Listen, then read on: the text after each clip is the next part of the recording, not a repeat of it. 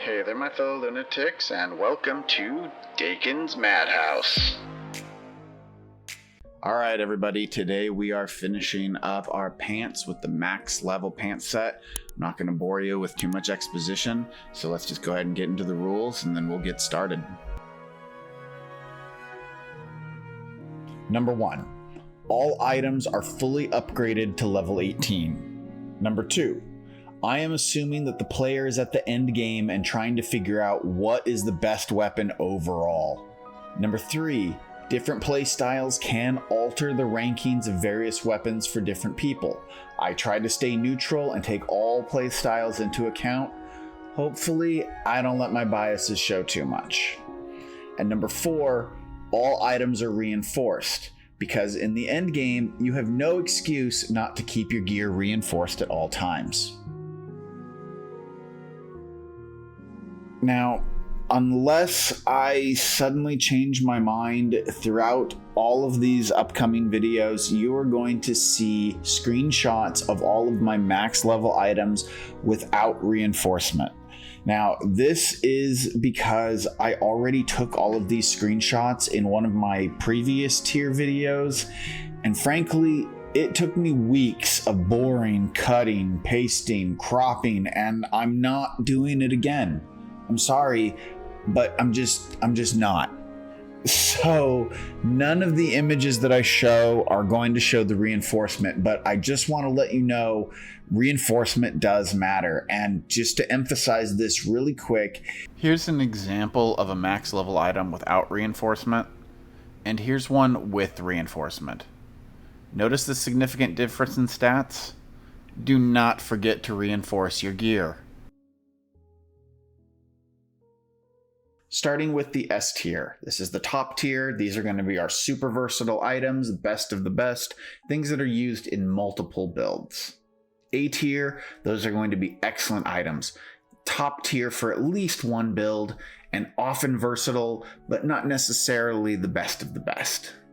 B tier are strong items that you really aren't going to complain about, but they have limited use or are eventually outclassed by other items. C tier, these items are fine. You can't go wrong with them, but you will eventually replace them, or you are going to replace them pretty quickly. D tier, maybe these items have a little bit of a niche use, but otherwise they're really not that useful or worthwhile. And F tier, the item is trash, it's not any good, don't bother using it. All right, we are starting with the bikini bottoms, and these are going into, well, they're going into D tier. Just like their starter level items, they are very niche for movement speed. Same with the board shorts, also very niche for movement speed. They pretty much have the same stats, and they are good for that, but just that. The bronze pants are going into C tier as they actually have a pretty solid range damage bonus, but at this point there is better. The caveling pants are actually going into B tier because they're still pretty useful. They are easily replaced in many cases. However, they are still pretty useful at level 18, and I've even used them in one of my endgame builds. The copper pants, however, are not useful in the end game. I'm throwing them into F tier as they just don't have the stats to keep up with anything else. The Cosmos legwear, this is going into A tier as this is really solid damage, mining, and melee legs. If you're trying to improve your melee build or your melee / mining build because you've already hit that 2,500 limit, these are probably some pants you're going to want to take a look at. Galaxite pants, I'm throwing these into B tier as the crit damage on them is pretty useful, although once you get those ninja leggings, you're going to replace them. The gemstone harem pants, I'm going to throw these into C tier as the stats on them really aren't all that bad. And if you're going for a speed build, then you're going to want to take a look at these. But if you're not, they're easily overlooked. The gingerbread pants, I'm throwing into F tier. Why would you ever wear these for endgame? Why? The God Sent King pants. These are going into A tier as it is just a really, really strong, useful in a multitude of sets. The set bonus is but the bonus to your soul power, that is much more useful. Hazmat suit pants. I'm actually going to throw these into B tier as they've got a pretty good melee damage to them.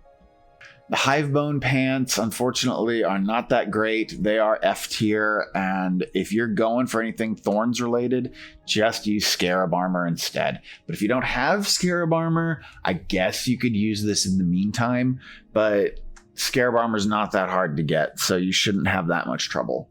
The Iron Pants, I used to value these a lot higher. I wanted to originally put them in A tier, but I'm actually going to drop them down to B tier because they do have really good stats and a really good damage bonus. And if you're just looking for solid damage, yeah, sure, they're still great. But at this point in the game, all they are is hit points, armor, and damage. And good armor in the end game does more than that. For example, we've got Ivy's pants here, which are our first S tier item. These, while they do have only 2 stats, amazing hit points and unbeatable crit damage, they also have a killer set bonus that is very, very useful and makes these pants one of the top strongest sets in the game. The Magma Shin armor I am going to put into B tier as I consider this to pretty much be best in slot for a burn build. If you're not a burn build though, you're not going to really need it. The Mercenary pants are also going into B tier as they have extremely useful damage, excellent movement speed, may not be the most used in endgame builds, but they're a good alternate if you don't have the top slot item yet. You can usually slot this guy in temporarily. The Miner Worker pants, these are going into A tier. Now, they could be considered S tier, but once you hit a point where your mining is at 2500, you can start to sacrifice your mining score a little bit, and you may actually end up replacing these pants with something else.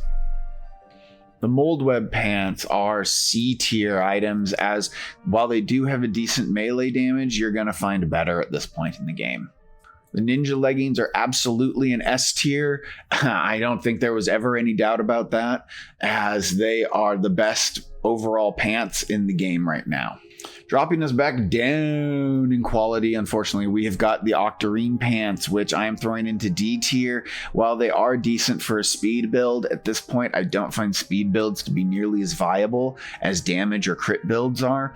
So you're going to, if you really want to do a speed build, you take a look at these. Otherwise, Omeros leg armor. Ooh, man. While this isn't bad when you first get it, it really doesn't keep up well, as I'm putting this into D tier. The damage boost is weak. The attack speed boost really doesn't help. And even the hit point and armor, those are the only things that really keep it from F tier, because those aren't bad. The Paladin pants, I want to put them into C tier, but they probably belong in D tier, to be honest with you. While they do have a decent dodge and the crit isn't bad either, you really should have the ninja set by now. Now, if you don't have the ninja set, then okay, they can go in C tier just because of the fact that you may not have the ninja set. And if you don't, then you'll want to wear these. The Ranger pants, I'm putting these into B tier as they have an excellent crit damage, although you can get better at this point in the game, so they are pretty good in a pinch though. Rubber boots I'm going to throw into D tiers. I don't really think they're that useful in the late game. However, if you do spend yourself a lot of time around slime, then they do have at least a little niche use. These Scarab legs, these are going straight into S tier, as these are excellent for crit builds, for thorn builds, and for general damage builds as well. These are just extremely useful pants. The Scarlet pants, however, wow, did they fall from grace. They are absolutely F tier. They don't level up well, and they are outclassed in pretty much every way. Even their set bonus isn't enough to make up for their crit shortcomings. These scuba fins are going into B tier, as these are great fishing gear. You're going to want to wear them while you're fishing. The Solarite tassets I'm going to put into, Yeah, B tier. We got a lot of B tier items right now. And I feel like these are pretty good because if you're going for a lifesteal build, then you're going to probably want to take a close look at these pants. The stone pants, D tier, they're just damage reduction for boss builds. And if you really want that, great. Wild Warden pants, I am also going to put these at D tier with a little bit of a caveat. Right now, in early access, endgame pretty much uses Owlux as the pet, and that makes most of the Wild Warden set not all that great. But there are 2 more pets coming out in 1.0, and we don't know what they are yet or really what they can do. So it is entirely possible that the Owlux may get replaced in many builds with a different kind of endgame pet, like one of these new ones. So I'm going to reserve a little bit of judgment. The Wild Warden pants may go up in rank in the future, but right now they're sitting in D tier. And the wood pants will finish up the list in F tier, as at the end game there's just no point to wear the wooden ones. And that wraps everything up for today's episode. If you enjoyed yourself, please be sure to hit that like button, subscribe if you're interested in watching my videos regularly. And if you feel like adding some extra support to the channel, you can always join our Patreon or become a YouTube member. There are links in the description. Thanks again for watching. You're all wonderful, and until next time, stay crazy.